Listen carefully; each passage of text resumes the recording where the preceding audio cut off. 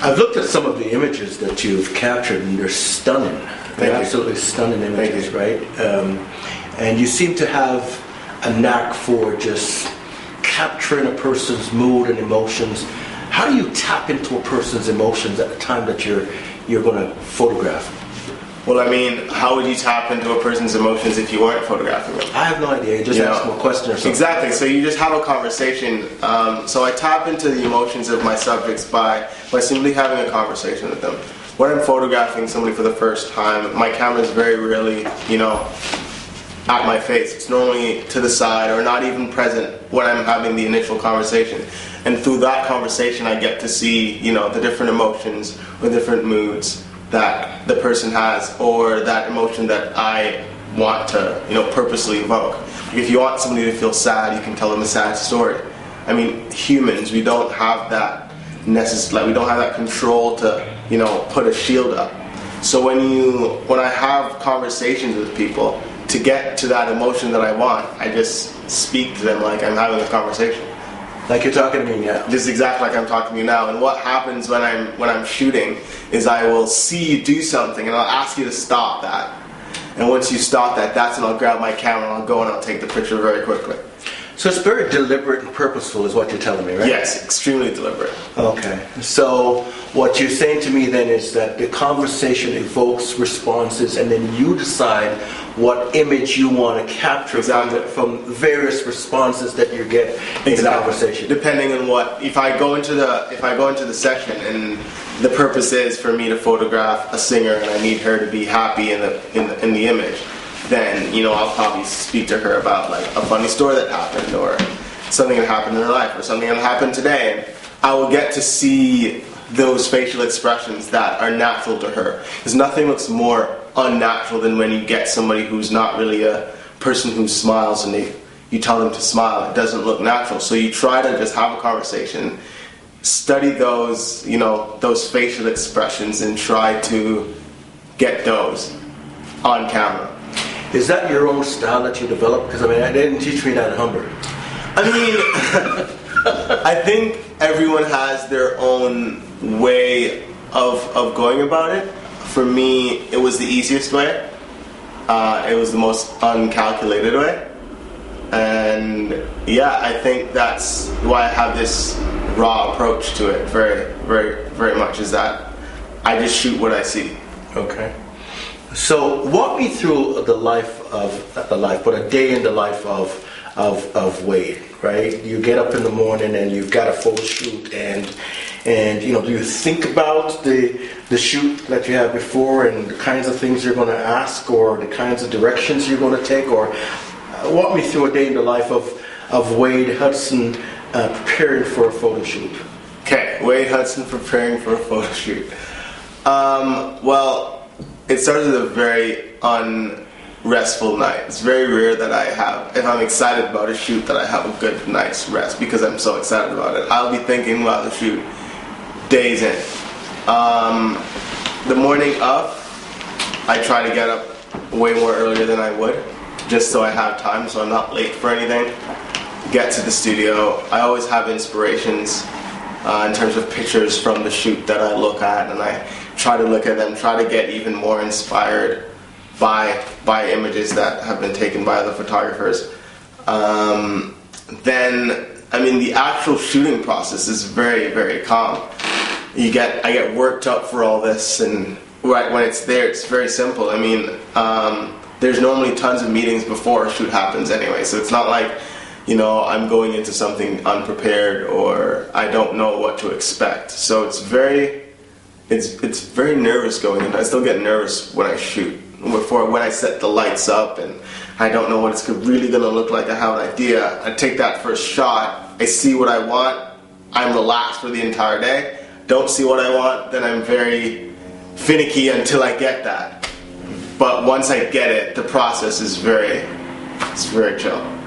So it's sort of anticlimactic is what you're saying, that when you actually get into the shoot, it's like the preparation is sweeter than the shoot itself? Is that what you're saying? No, I think the preparation is more stressful. Mm-hmm. But when shooting, the preparation for shoot is way more stressful than actually going and doing it.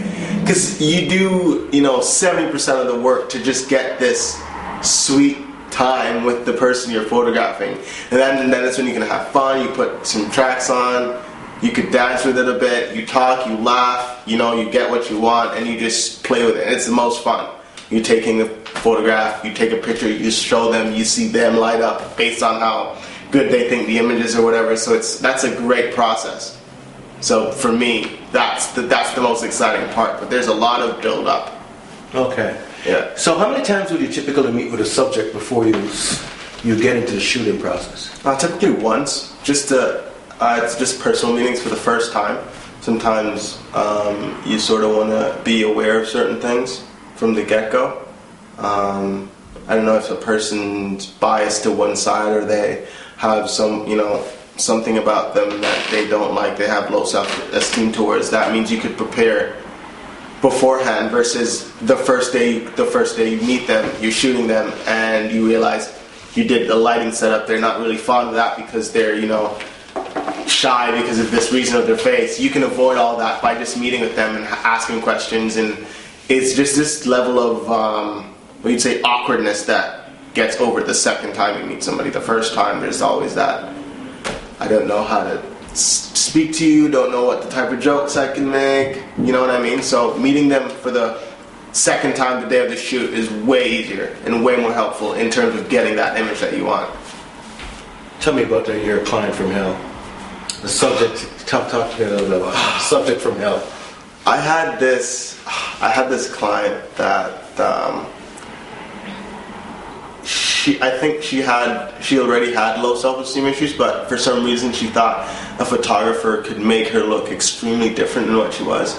She got one of the best makeup artists in Toronto, and the day of the shoot, and we were shooting and she was excited about it, and and then we finally sent her selects and she hated all of them. Mm-hmm. She's like, no, don't like it, maybe you're not the photographer for me, and she's like, nope, can't do it, don't like it. And realistically, I feel like it was just no photographer could take a good picture of her because, I don't know, whatever she was going through at that period in her life just, made her not want to see herself in a picture.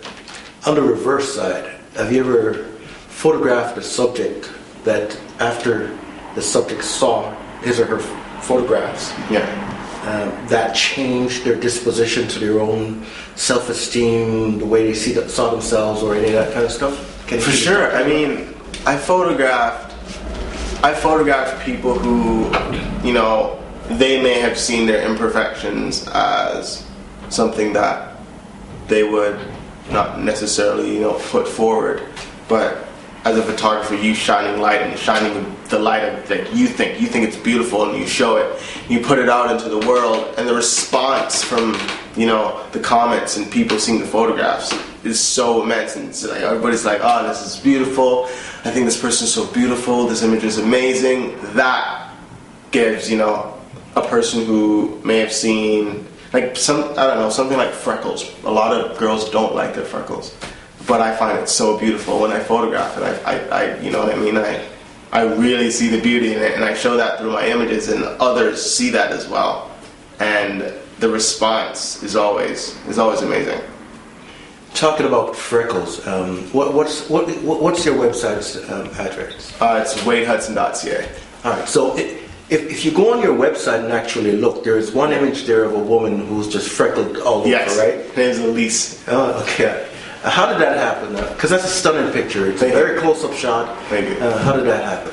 Well, Elise, she was a new model with The Leaf, and she had just gotten signed, and a makeup artist friend of mine, Bianca.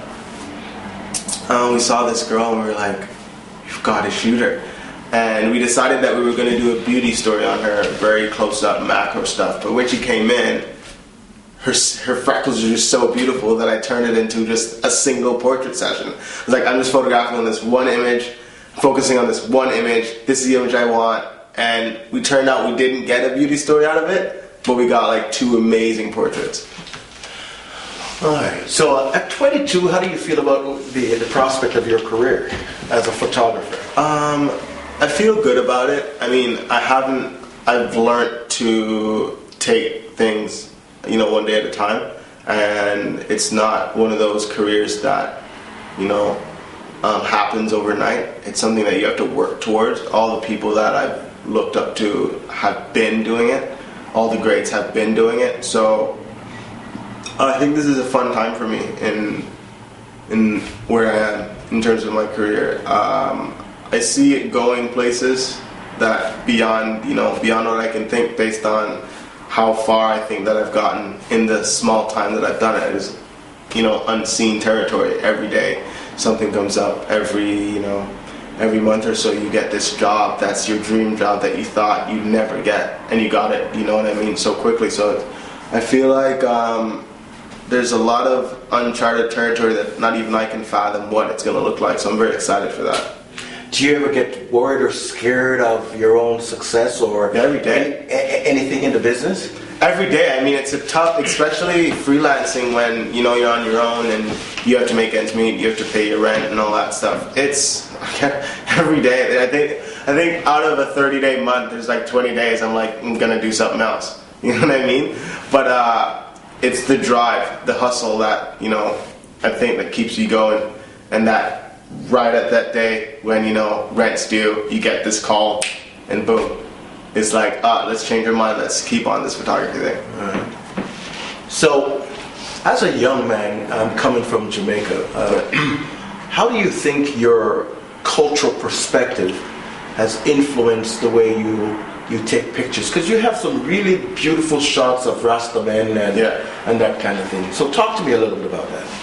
I think it's helped. I love the fact that I'm Jamaican and that I have this sensibility that I feel like is known to Jamaicans, that chill, no care really, very laid back, still very hardworking, but not as much, complication as one would find. So with my work and my portraits that I did in Jamaica, I mean, there were 3 shots each.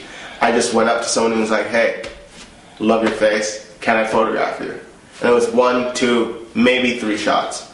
And that simple way of, going up to somebody. And I feel like in Jamaica there's this community that I don't really see anywhere else in the way that it is. That you can walk up to anybody and say hello, and everybody's respectful, and everybody says good morning, and everybody's smiling at you. And I feel like that, growing up with that, it's helped me to be able to approach anybody that I see on the street, or approach any client that some people may have, they may be iffier to go approach them.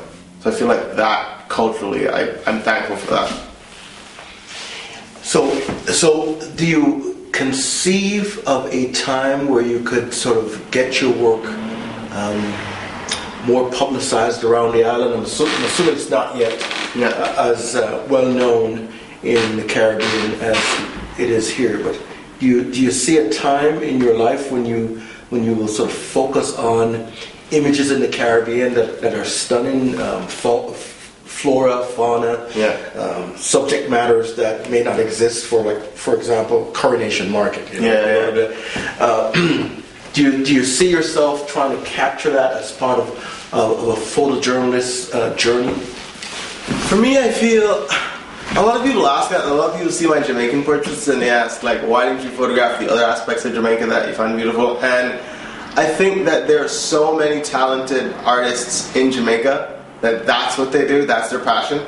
I feel in the future, if anything, I would work on highlighting those people, or trying to find a way to do a show together or do works together. I show what I love and what I do, they show what they love and they do. I feel like if there is a community of artists that come together and both, did all of their respected work based on what they love, you'd have all of that. You'd have the fauna, you'd have the people, you'd have the beaches, you'd have everything. Is that something that you would be interested in doing? Sorry.